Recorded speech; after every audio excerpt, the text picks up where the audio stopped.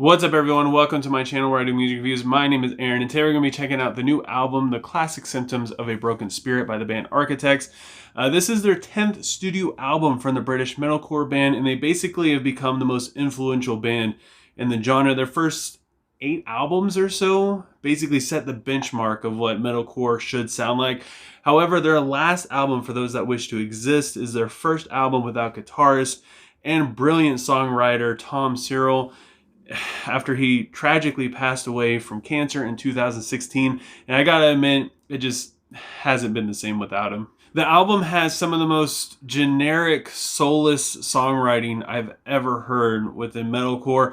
And the most painful part of the album is that it's 15 songs long. So it just keeps going and going and going, and it just keeps getting worse and worse. However, I haven't given up hope on the band. They went through the tragedy of losing a friend and a fellow musician, so I feel like they need some more time to kind of figure it out on their own and land on their feet. I'm really hoping that The Classic Symptoms of a Broken Spirit is going to show some sign of them rising up out of the ashes. The album opens up with the song Deep Fake, which is, I believe, about like giving up on trying to better or save the world, or it can be taken as that we don't really like to be controlled, but at the same time we can't really live without being controlled. It starts out with what sounds like a fart, and then it's followed by a pretty big riff. The verse has quiet vocals until about the chorus, which then it just kind of brings in drums and a stronger synth as well.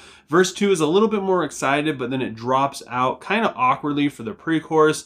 The breakdown was kind of just average, but I didn't sort of like the vocals in it. I did not like the transition going back into the final chorus though. Tear Gas has sort of an instrumental kind of sound to it in the intro, something that reminded me a lot of like earlier Marilyn Manson stuff. It drops out for a synthy verse. The chorus is big, but it's filled with cliche lyrics that leave it feeling very uninspired. Stuff like anything is possible, do or die, and we could be unstoppable. The breakdown sounded pretty basic, but I gotta admit the lyrics did improve in that section of the song. Spit the Bone has more cringy lyrics in the verse. The music is also just a basic drum beat, and the chorus gets a little bit louder with a bigger guitar riff to bring just the energy up just a little bit more. The hook isn't that bad, and the bridge was pretty good, but I didn't really agree with all the vocal choices they did throughout it. And then we have the song Burn Down My House, where I actually enjoyed the staticky kind of atmospheric music throughout it. It lost me once we get to the chorus though, because it just felt just so overproduced.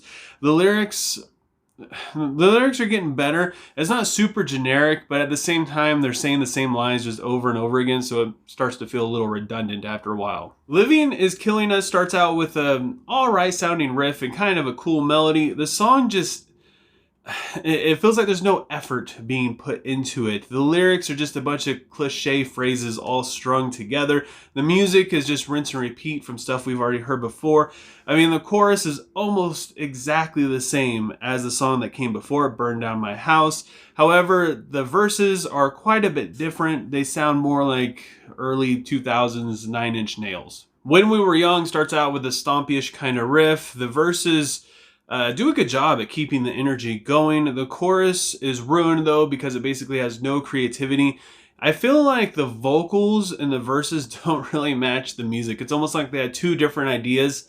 Like they either wrote like a bunch of lyrics for it, or they came up with the music and they needed lyrics and vocals to match. It just doesn't work out. I don't know. It just sounds like two different songs are going on at the same time. The breakdown was okay. Probably one of the better ones on this album. Is definitely the best part of this song. Then we also have the song Doom Scrolling, where I really love what this song is about, but the lyrics don't really say anything. It's about just social media and wasting your time scrolling the internet and stuff. And I feel like it doesn't really communicate that well at all. It's very just on a ground level. It doesn't really explore the actual thought process of this, and it's nothing personal about it. Musically, it's basically the same stuff as all the other songs. I do like the melody throughout the chorus though. It took me a couple times to listen to it for it to really shine through and get it.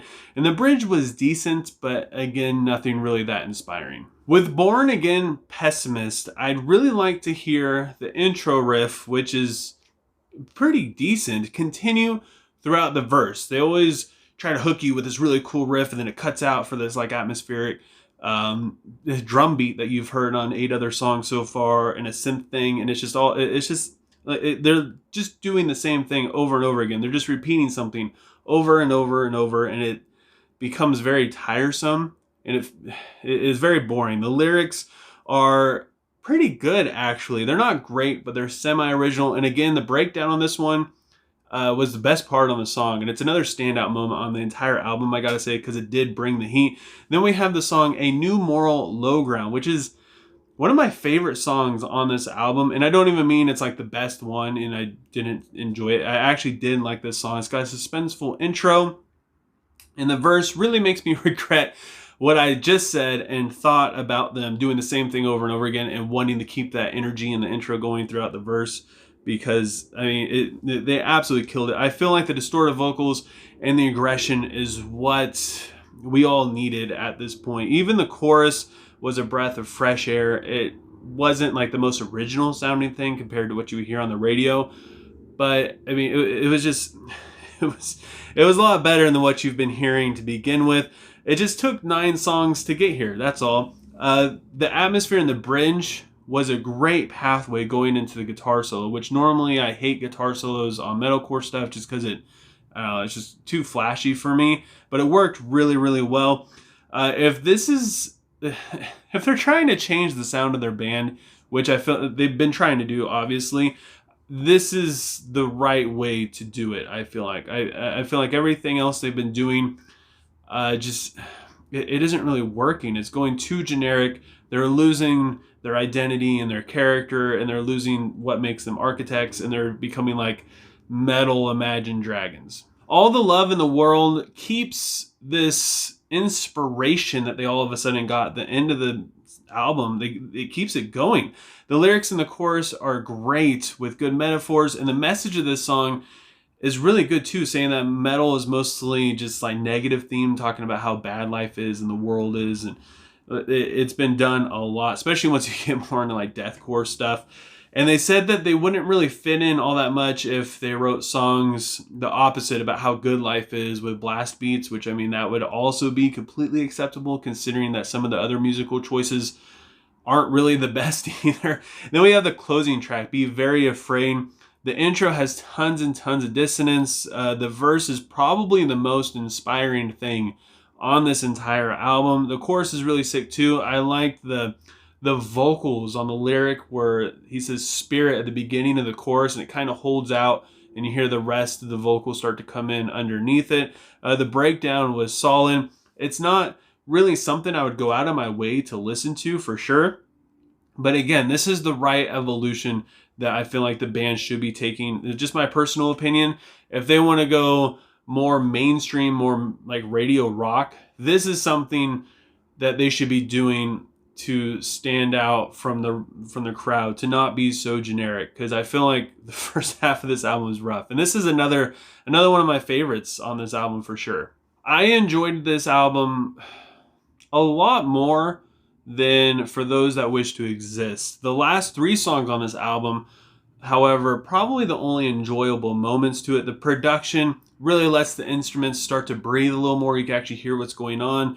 The energy was definitely there, and it stood out a lot more by kind of, like I said, it gave them their identity back, which I feel like the rest of the album was kind of missing. Like the first 8 songs are literally just rinse and repeat of the same thing over and over again. The songwriting is very boring. Everything was overproduced. The lyrics are very, very lazy. They have zero inspiration throughout the first part of this album.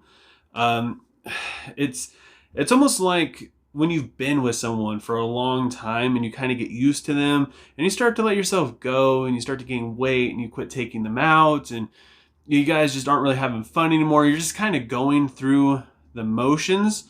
And I feel like that's where Architects is at right now. I feel like they've reached success. They've made a butt ton of money. They're headlining shows. They're like one of the most successful metalcore bands around. And I feel like they're like, we don't really have to try anymore. We'll just write this song in like half an hour, and we got a hit. We're good to go. And I feel like they're just taking the easy way out. And I feel like the first 8 songs on this album really show that mentality. But then for some reason, once we get towards the end of it, it completely switches up where they actually start trying to do something. It feels like it takes 8 songs for this album to start to go somewhere. Otherwise, like I said, it's just the same thing over and over again. So with all that said, I got to give The Classic Symptoms of a Broken Spirit by Architects a 4 out of 10. But I want to know what you guys think. I'm really curious to see where fans stand on this album, especially people who liked For Those That Wish to Exist, because I feel like it's not the best thing I've ever heard, but it's just a step up from it. So yeah, let me know what you thought of Classic Symptoms of a Broken Spirit. Let me know what your favorite song is, what you would rate it. And if you enjoyed this review, don't forget to give it a like. If you want to help support me and my channel, please consider subscribing and ringing the bell icon. I know I say this a lot, but I really appreciate you guys more than you could ever imagine. Even if you don't do anything, you just take time out of your day to listen to me talk. Thank you so much, and I hope you have a good rest of your day or night whenever you happen to be watching this. And I will talk to you guys next time. I was